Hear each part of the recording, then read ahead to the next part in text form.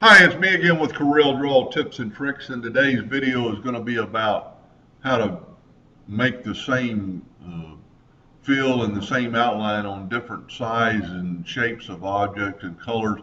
So I created a color that's not in my color palette, and this isn't really going to help you any in lasering, but if you were using a gray and you wanted it just a little bit different. If you hold down the control button and add a little black to it, it'll get a little darker.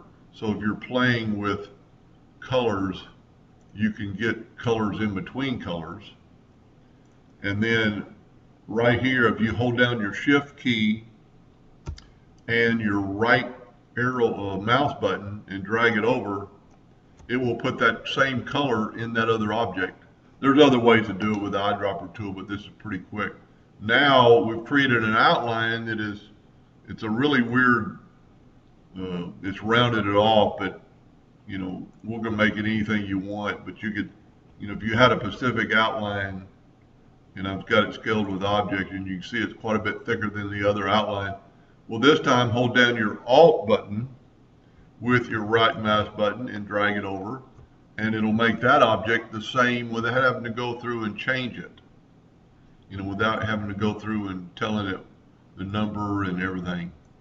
So those are two little neat tips to, fill in some colors, and you can do it again. Hold down the shift, right mouse button, put it there, and you've got that same color. And just keep in mind that if you hold down your control button, you can make those colors anything you want. And sometimes I'm kind of disappointed laser engravers can't use more colors.